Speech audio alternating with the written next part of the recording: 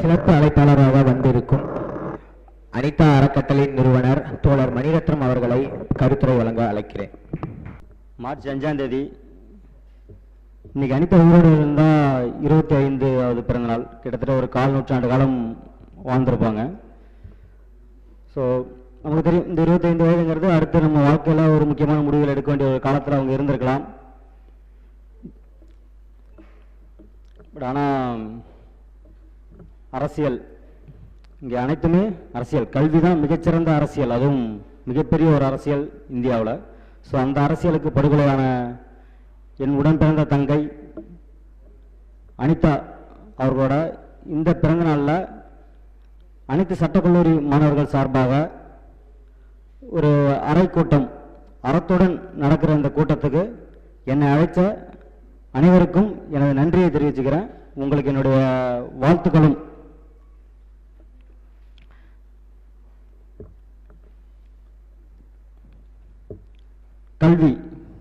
கல்விங்கிறது ஒவ்வொருத்தங்களுக்கும் ஒரு புரிதல் இருக்கும் இல்லையா? ஸோ நமக்கு கல்வி அப்படின்னா என்ன, நம்மளுடைய வாழ்க்கையில் கல்வி அப்படிங்கிறது நம்ம என்ன நினச்சிக்கிட்டு இருக்கோம்? நம்முடைய லைஃப்பில் அடுத்த லெவலுக்கு ஒரு சமூக ரீதியாகவோ பொருளாதார ரீதியாகவோ நம்ம ஒரு மேம்பட்ட ஒரு நிலைமைக்கு போயிட மாட்டோமா? நம்ம இருக்கிற இந்த சமூக சூழலிருந்து, நம்ம இருக்கிற இந்த பொருளாதார நெருக்கடியிலிருந்து அடுத்த கட்டத்துக்கு நகர்ந்துட மாட்டோமா? நம்மளுடைய சுயமரியாதையோடு வாழ மாட்டோமா? அப்படின்ற ஒரு எண்ணத்தோட நம்ம மாணவர்கள் நம்ம அணுகிட்டு இருக்கோம். அதனோட வெளிப்பாடு தான் நேற்று நம்ம பார்த்தீங்க அப்படின்னா, தன்னுடைய அம்மா இறந்துட்டாங்க, அந்த பையன் அம்மாவோட உடல் முன்னாடி ஆசீர்வாதம் வாங்கிட்டு போய் எக்ஸாம் எழுதுறான். நடக்க முடியாத ஒரு குழந்தை, அவங்கள தூக்கிட்டு போய் அவங்க அம்மா வந்து எக்ஸாம் ஹாலில் உட்கார வைக்கிறாங்க. ஹால் டிக்கெட்டை மிஸ் பண்ணுற குழந்தைகள், அந்த குழந்தைகளை ஹால் டிக்கெட் எடுத்து கொடுத்து அரசோட வாகனத்தை அனுப்பி படிக்க வைக்கிறாங்க. அதையும் தாண்டி அரசு கல்வி சார்ந்த நிறைய விஷயங்கள் தமிழக அரசு பண்ணணும் அப்படின்னு முனைப்பு கட்டிட்டு இருக்காங்க.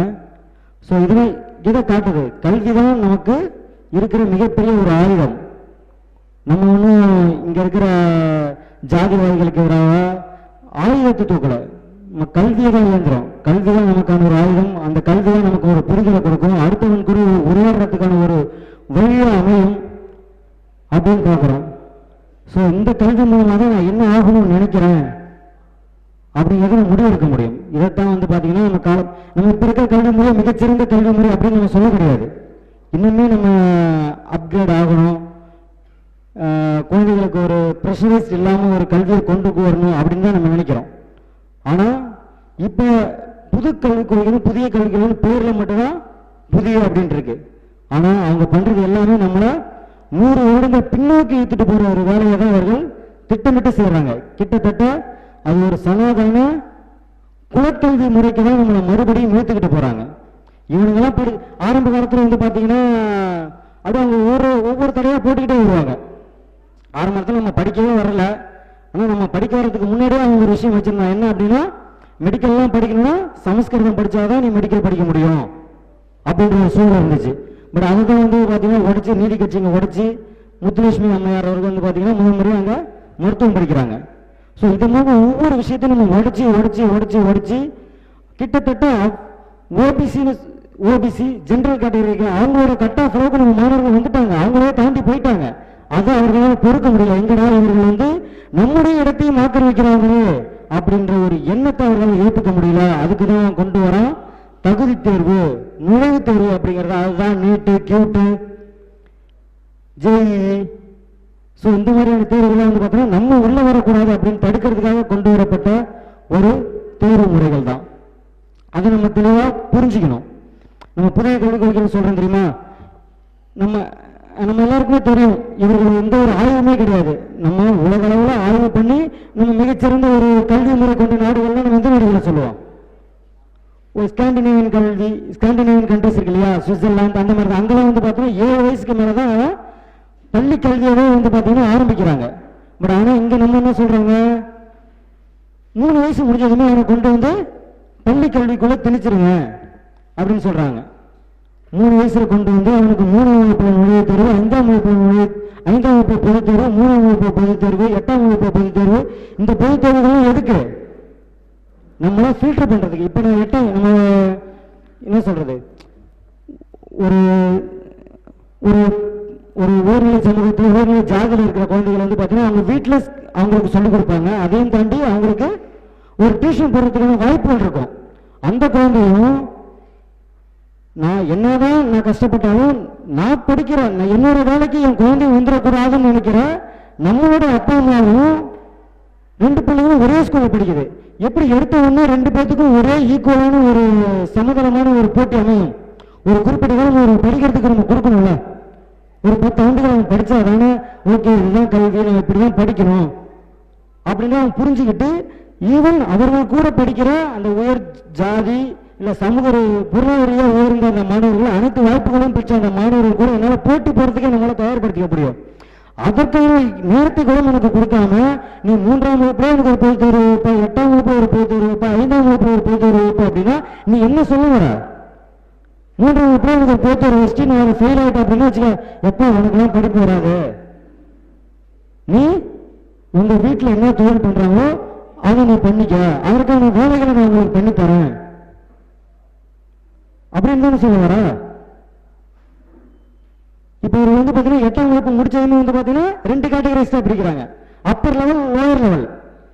பள்ளியிலேயே யார் அவங்க அப்பர் லெவல் வச்சிருப்பாங்க, யார் லோயர் லெவல் வச்சிருப்பாங்க? அப்பர் லெவலில் இருக்கிறவங்க வந்து பார்த்தீங்கன்னா சயின்ஸ், மேக்ஸ் அந்த மாதிரி நல்ல ஒரு பிஹெச்டி வரை இருக்கிற ஒரு படிப்புகளுக்கு படிக்கலாம், தொழில்நுட்ப கல்லூரிகள் அந்த மாதிரி பண்ணலாம். ஆனால் லோயர் லெவலில் இருக்கிறவங்க என்ன பண்ணணும்? அவங்களுக்கு வேலைவாய்ப்பு சார்ந்த பயிற்சிகள் கொடுப்பாங்க, ஸ்கில் டெவலப்மெண்ட் கொடுப்பாங்க. இந்த அப்பர் லெவலில் இருக்கிறவங்களுக்கு கீழே வேலை பண்ணுறதுக்கான கூலி ஆட்கள் உருவாக்குற வேலையை பார்ப்பாங்க. அப்போ அவர்கள் 9ஆம் வகுப்பு படிக்கும்போது நம்மளை 2 கேட்டகரைஸ் பண்ணுறாங்க அப்படின்னா அந்த அப்பர் லெவலில் இருக்கிறவங்க யாராக இருப்பாங்க, லோயர் லெவலில் இருக்கிறவங்க யாராக இருப்பாங்க? இந்த சமூகத்தில் ஏற்கனவே அப்பர் லெவல், லோயர் லெவல் அப்படிதான் இருக்கு. இந்த சமூகம் அப்படியே கல்விக்கூடங்களிலும் பிரதிபலிக்கணும் அப்படின்னு தான் அவங்க பண்றாங்க. ஸோ இதெல்லாம் நம்ம உணர்ந்துக்கிட்டு தான் இந்த புதிய கல்விக் கொள்கை அப்படின்ற இந்த ஒரு குலக்கல்வி திட்டத்தை வந்து பார்த்தீங்கன்னா, அப்போ அது குலக்கல்வி திட்டம் ஏன் நான் சொல்றேன், இதுக்கு முன்னாடி அவங்க என்ன சொல்ல வராங்க அப்படின்னு பார்த்தீங்கன்னா, இதுக்கு முன்னாடி நம்ம வந்து அறிவியல் ரீதியா, விஞ்ஞான ரீதியா, இலக்கிய ரீதியா இந்தியா வந்து ரொம்ப ஃபிளரிஸ்டா கலாச்சார ரீதியா இருந்த ஒரு கண்ட்ரி, மிகச்சிறப்பா இருந்த ஒரு கண்ட்ரி. எப்படி நீ சொல்ற? நாங்க ராமாயணம் இருக்கு, மகாபாரதம் இருக்கு. ராமாயணத்துல நாங்க புஷ்ப விமானம் வச்சிருந்தோம். பல லட்சம் ஆண்டுகளுக்கு முன்னாடியே நாங்க தேர் வச்சிருந்தோம், வாள் வச்சிருந்தோம். இதுக்கெல்லாம் என்னோட எவிடன்ஸ்? பல லட்சம் வருஷத்துக்கு முன்னாடி தான் எவிடன்ஸ் எல்லாம் கேட்குறியா? நீ சங்கி, சாரி நம்ம வாயில நீ வந்து என்ன சொல்றாங்க, ஆன்டி இண்டியன் எவிடன்ஸ் கேட்குற, நீ ஆன்டி இண்டியன், நீ வந்து இந்து விரோதி அப்படின்னு நம்மளே வந்து பார்த்தீங்கன்னா அவங்க கொச்சைப்படுத்துறாங்க.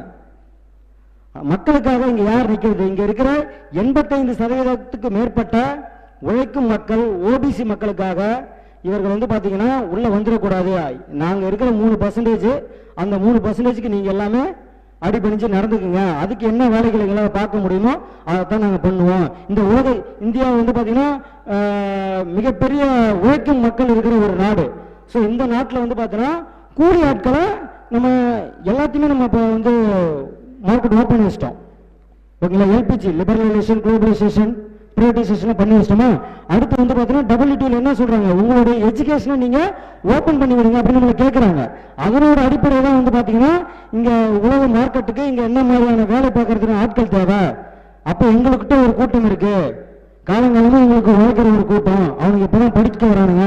அவங்க படிச்சு என்ஜினியர் அந்த மாதிரி ஆகிட்டு ஃபாரின்லாம் போயிட்டு ஒரு பெரிய மேனேஜ்மெண்ட் போஸ்டிங்லாம் போயிடக்கூடாது.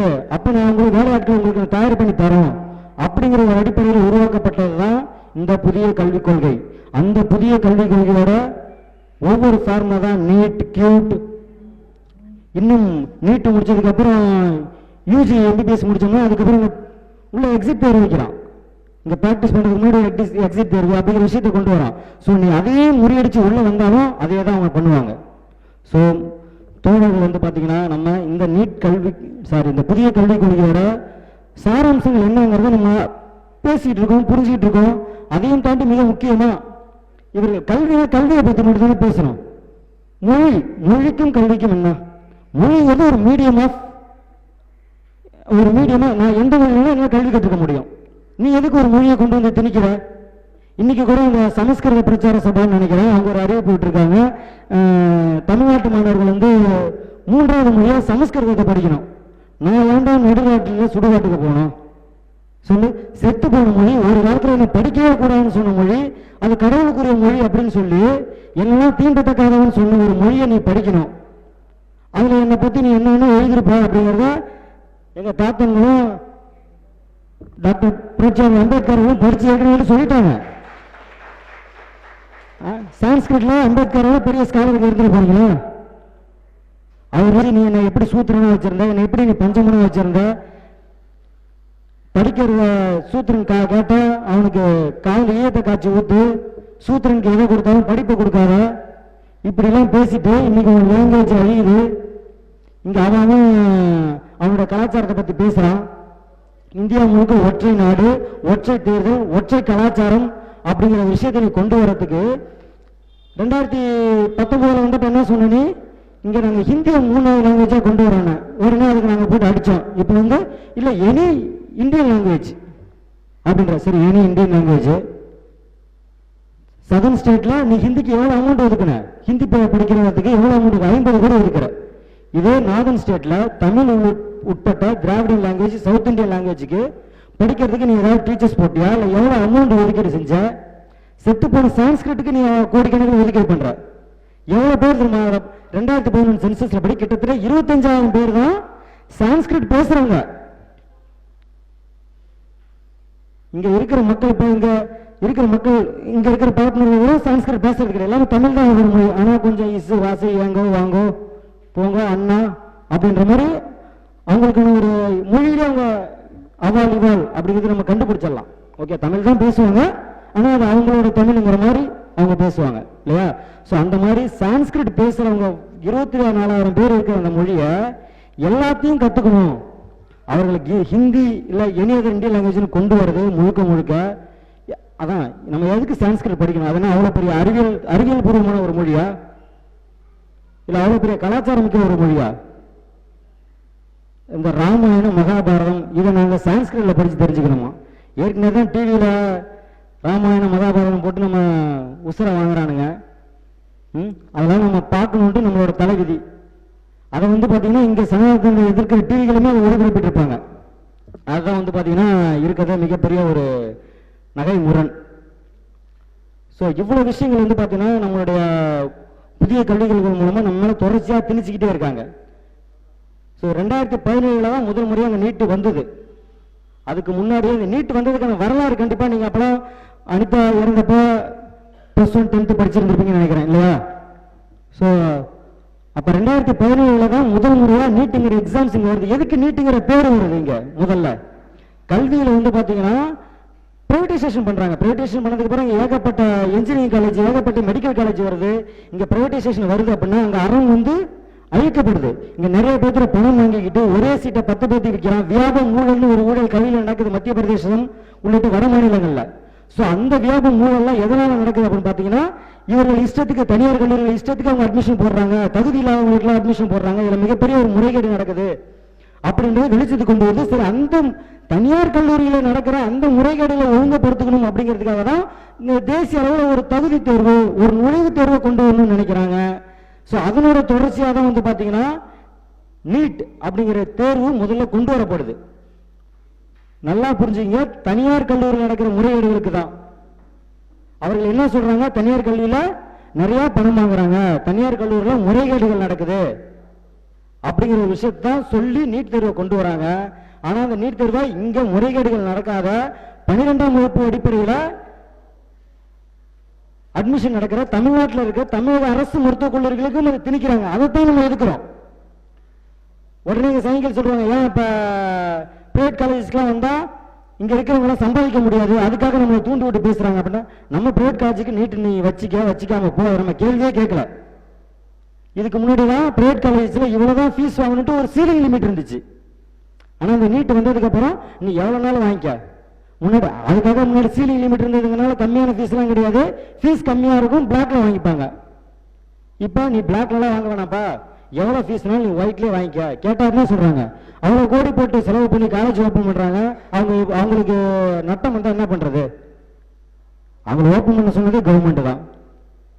ஸோ இந்த மாதிரியான ஒரு லாஜிக் அவங்க முன்வைக்கிறாங்க. நம்ம இங்க வந்து பாத்தீங்கன்னா இங்க இருக்கிற அரசு கல்லூரிகளில் 12ஆம் வகுப்பு மதிப்பெண் அடிப்படையில் எங்களுக்கு நீங்க அட்மிஷன் வைங்க அப்படின்னு சொல்றோம். அதுல என்ன சிக்கல் இருக்கு உங்களுக்கு? 12ஆம் வகுப்புல எனக்கு ஒரு புத்தகம் கொடுத்து அந்த புத்தகத்தில் நான் படிச்சு அந்த புத்தகத்தில் 1176 மதிப்பெண் வாங்குறேன். அது எனக்கு தகுதியே கிடையாதா? எக்ஸாம் யார் வைக்கிறா? அரசு தான் வைக்குது, அரசு தான் திருத்துது, அரசு தான் மார்க் மதிப்பெண் கொடுக்குது. அது போதுமானதுல இல்லையா? 1200க்கு 1176 மதிப்பெண் போதுமான மதிப்பெண் கிடையாதா உங்களுக்கு? வேற என்னத்தை நீங்க எதிர்பார்க்கறீங்க? நீங்க ஹிந்தி படிக்கணும் எதிர்பார்க்கறீங்களா? சான்ஸ்கிரிட் படிக்கணும் எதிர்பார்க்கறீங்களா? இல்ல நீங்க பூர்வ போட்டுட்டு வரணும் எதிர்பார்க்கறீங்களா? என்னத்தை நீங்க எங்கள்கிட்ட எதிர்பார்க்கறீங்க?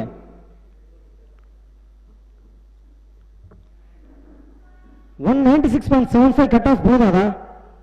அந்த 196.75 கட் ஆஃப் இருந்து இங்க நீட் இல்ல அப்படின்னா சென்னையில் இருக்க ஏதோ ஒரு காலேஜ்ல அனிதா இன்னைக்கு மெடிக்கல் முடிச்சிருப்பாங்க, ஒரு டாக்டரா இருந்திருப்பாங்க.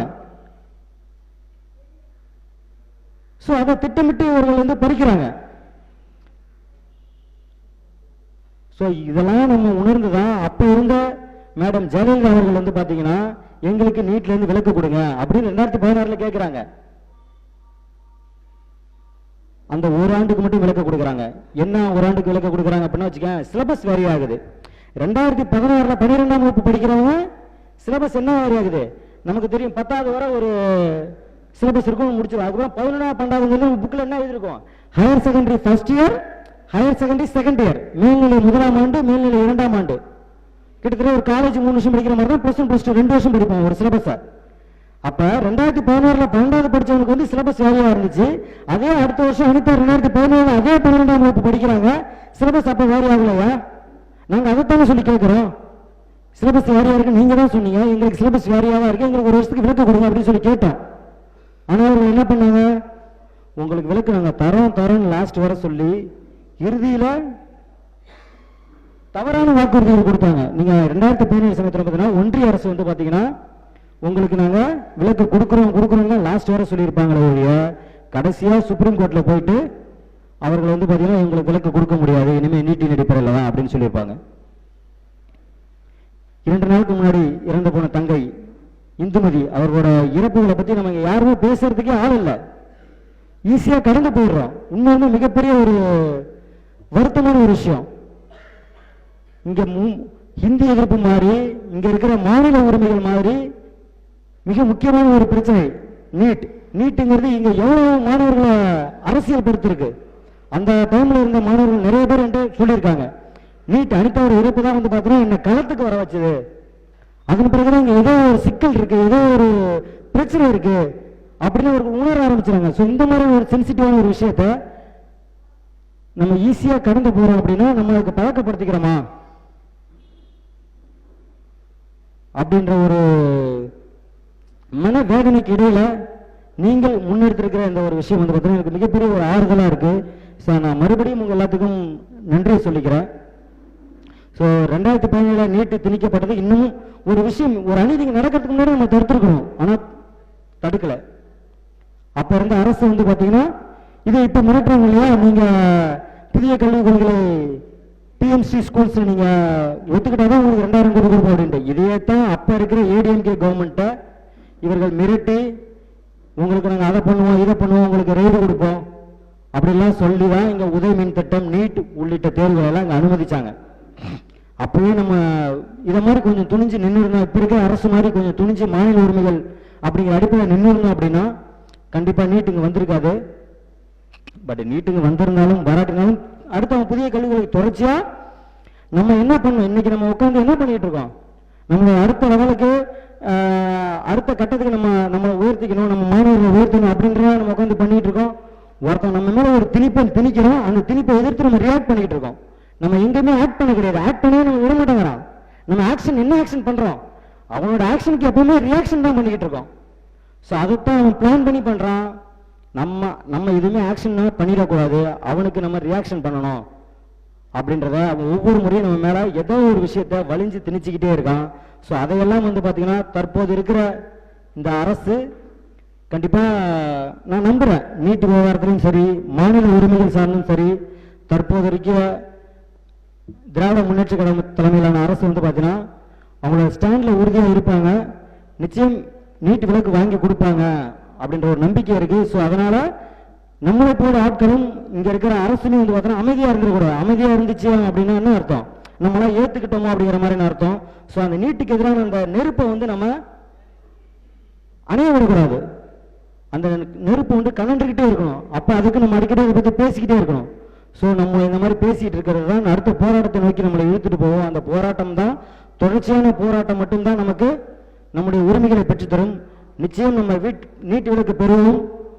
ஹிந்தி திணிப்பையும் எதிர்ப்போம். தமிழ்நாடு போராடும், தமிழ்நாடு வெல்லும். அது சார்ந்து நமது தமிழக அரசு எடுக்கும் முடிவுகளுக்கு ஒட்டுமொத்த தமிழர்களும் கண்டிப்பா ஒரு புள்ளியில உறுதியா இருக்கணும் அப்படின்னு விருப்பம். நம்ம அரசு கிட்ட ஒரு சில குறைபாடுகள் இருந்தால் அதை நம்ம சுட்டி காட்ட விரும்பணும். ஏன்னா நம்ம வேற யாருக்கும் ஓட்டு போட கிடையாது. நமக்கு ஒரு குறைந்தபட்ச பாதுகாப்பை உறுதி செய்யற ஒரு இயக்கமா அரசா தற்போது இருக்கிற அரசு இருக்கிறதா நான் நம்புறேன். ஸோ அப்ப அவங்களை நம்ம கேள்விகள் கேட்கலாம், அவர்கள் பண்ற நடவடிக்கைகளுக்கு நம்ம சப்போர்ட் பண்ணலாம் அப்படின்னு நான் விரும்புறேன். நிச்சயம் நம்முடைய போராட்டம் வெல்லும். ஒரு நாள் அந்த வெற்றியும் நம்ம கொண்டாடுறதுக்காக இதே மாதிரி கூடணும் அப்படின்னு நான் விருப்பப்பட்டுக்கிறேன். எனக்கு இந்த வாய்ப்பு வழங்கிய தோழர்கள் அனைவருக்கும் நன்றி. எனக்கு இவ்வளவு நேரம் உட்கார்ந்து கேட்ட உங்களுக்கும் மிகப்பெரிய நன்றி. ஐயாவுக்கும் நன்றி. தேங்க்யூ.